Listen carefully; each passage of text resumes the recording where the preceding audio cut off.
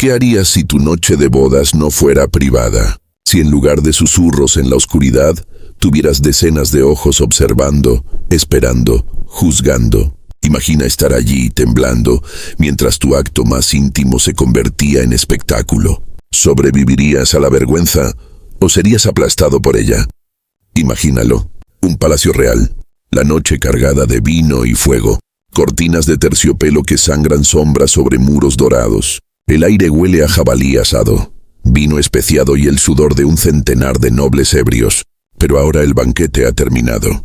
La música ha muerto, la risa se ha convertido en silencio. El rey y su esposa son conducidos, no al descanso, no a la privacidad, sino a probar, a actuar, a sellar una dinastía con sus cuerpos. La cámara está llena, obispos susurran oraciones, cortesanos se amontonan, sus rostros medio ocultos tras la luz de las velas. Cada movimiento resuena, cada respiración se escucha. El velo de la novia es levantado, sus manos tiemblan, sus labios se entreabren pero no salen palabras. Esta noche no es una esposa, es un sacrificio. El rey da un paso al frente, su corona brilla bajo las antorchas. No carga solo su orgullo, sino el peso de todo un reino. Debe mostrar fuerza, no debe dejar lugar a dudas. Y sabe, no le dejarán detenerse tras una vez. El silencio se vuelve más pesado. Los nobles se inclinan hacia adelante. Esto no es amor, esto es teatro. Es una coronación de carne y sangre. Y entonces comienza. El primer acto, la primera prueba. Un murmullo recorre la sala. Alivio, aprobación. Pero surgen susurros, preguntas, dudas. ¿Fue suficiente? ¿Fue digno de un rey? Y entonces vendrá la exigencia. Hazlo otra vez. No una, no dos, sino 3 veces, 3 consumaciones. Una sola noche. Toda una corte observando. ¿Por qué? ¿Por qué los gobernantes convirtieron el lecho en escenario? Porque el poder exigía humillación. Esta noche descubrimos la verdad detrás de una de las tradiciones más perturbadoras de la historia. Pensamos en el matrimonio como algo sagrado, un momento sellado en la intimidad, un voto susurrado, no presenciado. Pero siglos atrás, para reyes y reinas, el matrimonio nunca les pertenecía del todo. Pertenecía a la corona, a la corte, al Estado. Para los gobernantes el amor era irrelevante. Las líneas de sangre lo eran todo. Un heredero no era solo un hijo, era la supervivencia. Una dinastía podía alzarse o colapsar dependiendo de si el lecho nupcial producía prueba. Y la prueba no se suponía, se exigía. Por eso la consumación no se asumía. Se observaba, se verificaba, se mostraba.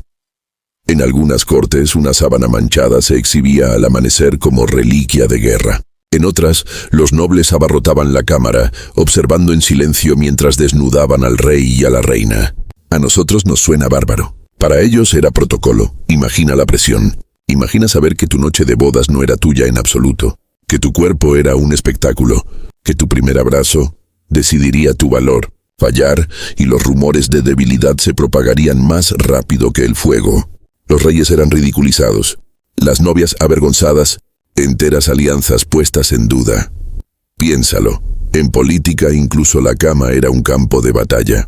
La pasión se convertía en prueba, el deseo en deber, y cada instante medido, la iglesia lo bendecía, el Estado lo imponía, el pueblo lo exigía. Si el rey era débil, el reino era débil. Si la novia no sangraba, los susurros de deshonra se esparcían.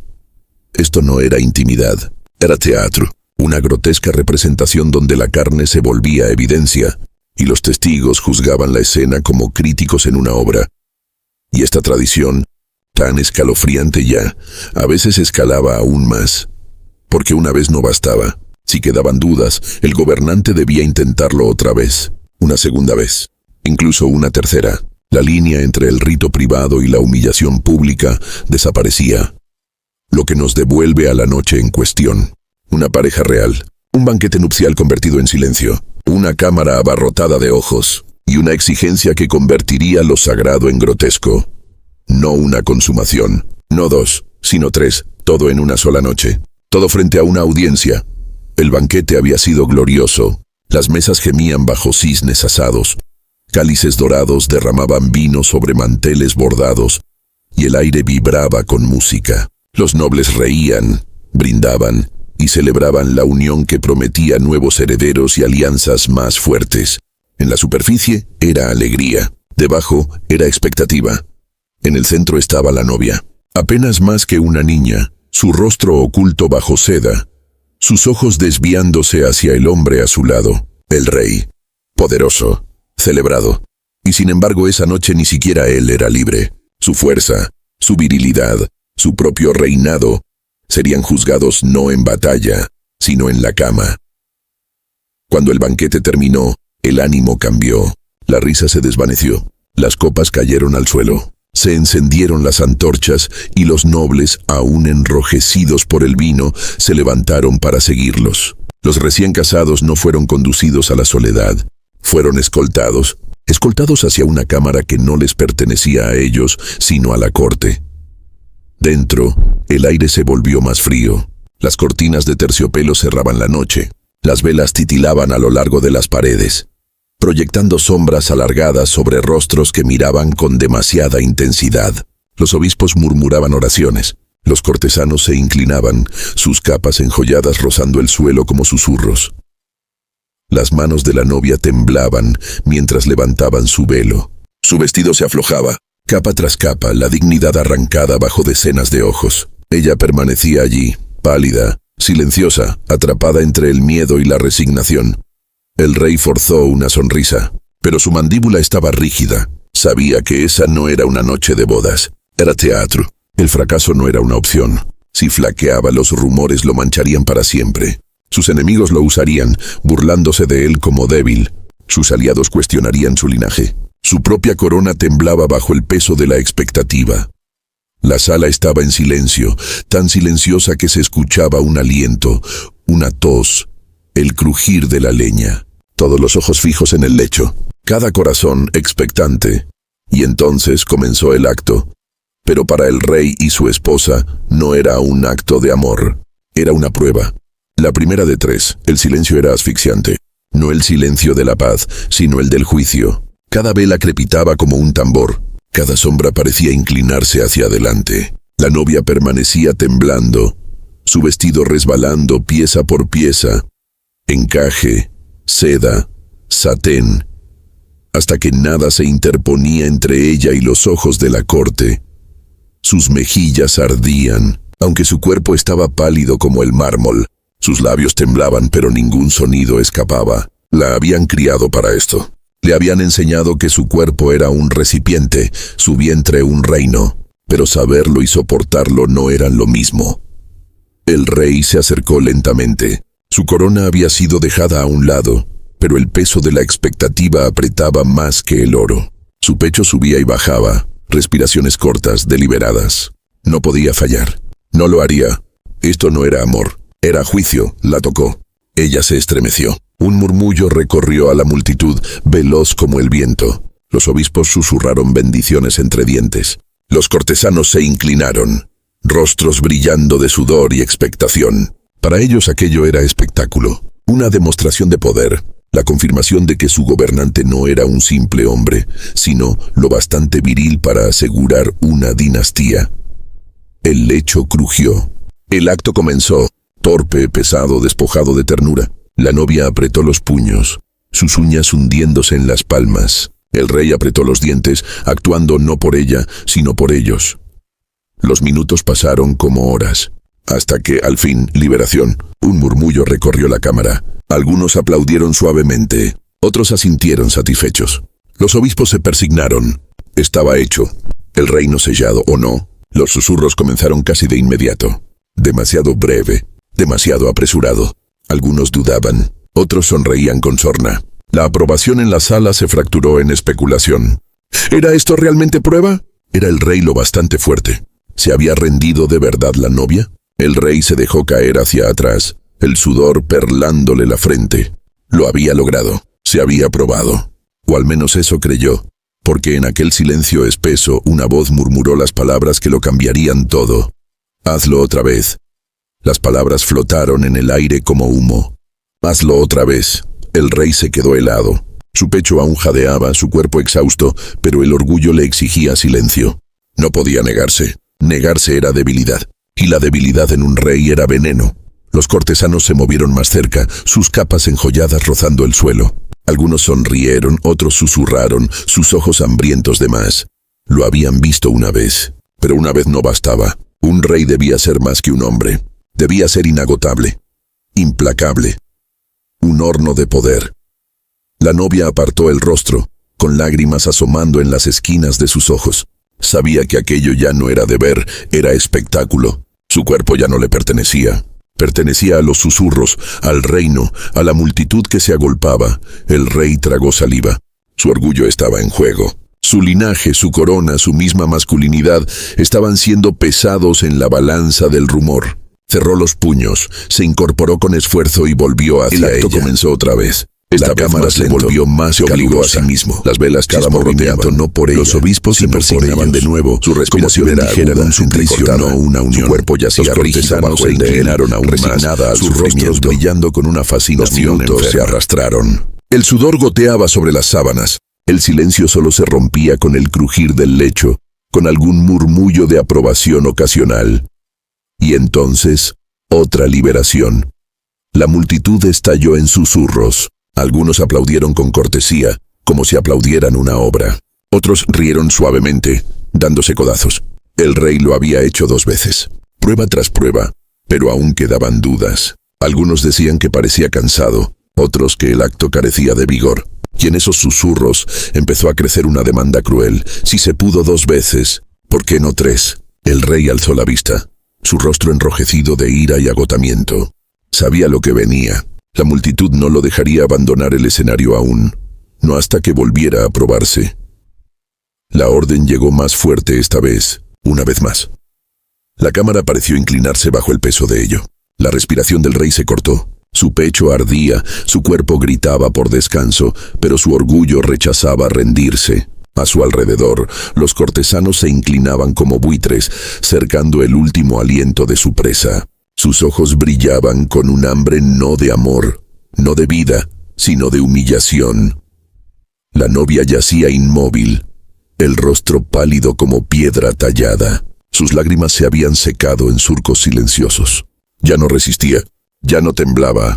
Se había convertido en otra cosa, una ofrenda, un recipiente despojado de dignidad, esperando a que el momento terminara. El rey se levantó tambaleante, su mandíbula se tensó.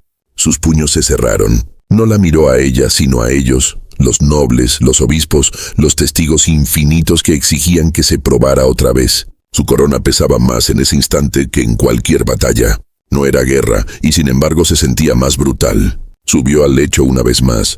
La multitud se inclinó sin aliento. El silencio era tan afilado como el vidrio. Cada movimiento resonaba. Las velas siseaban.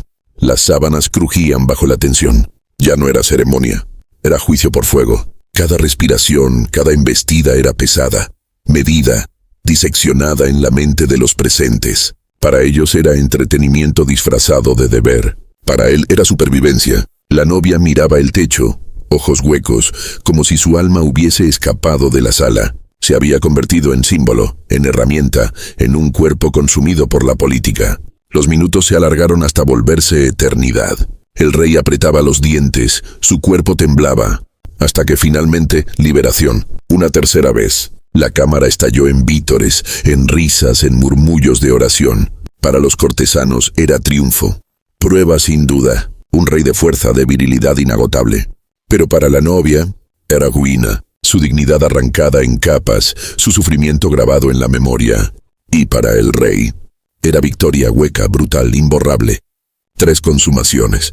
Una sola noche, presenciadas por todos, no amor, no unión, sino poder, exhibido en carne y sangre. El alba se filtró entre las cortinas de terciopelo gris e implacable. Las velas se habían consumido hasta los cabos. El vino se agriaba en copas a medio vaciar, y aún así la cámara olía a sudor, humo y silencio. El acto había terminado 3 veces, pero la noche no moriría en silencio. Los cortesanos se dispersaban lentamente, sus botas enjolladas resonando contra el suelo de piedra. Algunos reían, empujándose entre ellos, con palabras goteando burla. Otros susurraban solemnes, como sacerdotes que hubieran presenciado un ritual oscuro. Cada uno abandonaba la sala cargando no solo memoria, sino chismes. Y los chismes eran más peligrosos que cualquier espada. El rey permanecía desplomado sobre el lecho, el cuerpo exhausto, el rostro endurecido por el orgullo.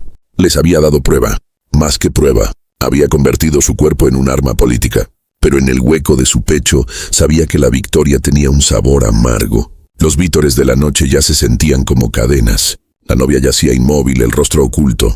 No lloraba, no hablaba. Su silencio gritaba más fuerte que los sollozos. A los ojos de la corte ya no era mujer, ya no era esposa, era un relato. Una historia para ser susurrada en pasillos, cantada en canciones ebrias, torcida en ridículo. Y los susurros no tardaron. Algunos alababan al rey, 3 veces en una noche un hombre de fuerza de hierro. Otros lo ridiculizaban en secreto, tan desesperado por probarse que actuaba como bestia amaestrada al mando. Pero los susurros más crueles se aferraban a la novia. Pobre muchacha, quebrada en su noche de bodas, una reina despojada antes de ser coronada. Su reputación ya no le pertenecía, era del mundo. Su nombre había quedado sellado no con amor, sino con humillación. La alianza política se aseguraba, la dinastía se fortalecía, pero el costo fue la dignidad humana, consumida bajo la luz de las antorchas. Una noche, 3 consumaciones, un reino entero mirando, y cuando el sol se alzó, nada íntimo permanecía. Solo sombras y relatos que nunca morirían. ¿Qué significa cuando ni el lecho es sagrado? Cuando el amor mismo es despojado, exhibido y juzgado como espectáculo real. La historia de esa noche es más que un escándalo. Es un espejo del poder. Para los reyes, el matrimonio nunca trataba de amor. Trataba de prueba, de control, de legado. Y cuando los gobernantes exigían que la intimidad se transformara en espectáculo, revelaban una verdad aterradora. Nada era privado bajo el poder. Ni el cuerpo, ni el alma, ni siquiera el acto sagrado de la unión. Piénsalo. Si un rey debía desnudarse ante su corte, ¿qué esperanza tenían los hombres comunes? Si una reina podía reducirse al silencio, despojada frente a extraños, ¿qué dignidad quedaba para sus súbditos? La corte lo llamaba tradición, la iglesia lo bendecía. Pero si se arrancaba la seda, las joyas, las velas, ¿qué quedaba? Humillación, sufrimiento. El recordatorio de que el poder, sin control, devora incluso los momentos más humanos. Esa noche no fue solo sobre un rey y una esposa. Fue sobre cada gobernante que creyó que la fuerza debía probarse en carne. Sobre cada noble que susurró en lugar de resistir. Sobre cada sistema que convirtió a las personas en objetos. Y quizá esa sea la lección. La historia no solo se escribe en batallas y tratados, se escribe en sábanas, en susurros, en el silencio de quienes no tuvieron elección. La crueldad de los reyes no siempre se halla en el campo de batalla. Puede encontrarse tras cortinas de terciopelo, bajo la luz de las velas, en los lugares que llamamos privados. Así que pregúntate, si la intimidad puede ser robada, representada y consumida como entretenimiento, ¿qué más puede arrebatar el poder? ¿Dónde se detiene? La verdad es escalofriante. No se detiene hasta que alguien dice basta. Pero esa noche nadie lo hizo. Y así las velas se apagaron, pero la historia nunca lo hizo. Aquella noche de espectáculo, 3 veces bajo miradas atentas, se convirtió en algo más que un ritual privado. Se convirtió en mito, en mancha, en recordatorio de que la historia suele esconder sus verdades más oscuras no en los campos de batalla, sino en los dormitorios. Siglos después, podemos reír de la absurdidad, sacudir la cabeza ante la crueldad, incluso asombrarnos de la audacia. Pero para quienes lo vivieron, no hubo nada divertido. Para la novia, fue una condena de por vida escrita en vergüenza. Para el rey, un legado construido en carne, uno que sobrevivió a su reinado. Para los cortesanos, una historia demasiado deliciosa para ser olvidada. Y lo inquietante es esto. Esos momentos no permanecen atrapados en crónicas polvorientas. Se esparcen a través del tiempo. Nos recuerdan que el poder, cuando no se controla, siempre exigirá prueba. Prueba de lealtad, de fuerza, de dominio. A veces esa prueba se exige en el campo de batalla. A veces en la cama. Pero la historia no trata solo de reyes y reinas. Trata de nosotros. De lo que elegimos aceptar. De lo que decidimos susurrar. De lo que decidimos ignorar. Porque cuando el silencio se convierte en tradición, la crueldad se convierte en cultura. y ahí yace el peligro. Así que la próxima vez que pienses en la historia como desfiles y retratos, recuerda esta historia. Recuerda a la novia que no tuvo voz. Recuerda al rey que convirtió la intimidad en teatro. Recuerda a los cortesanos que miraron, susurraron y se marcharon.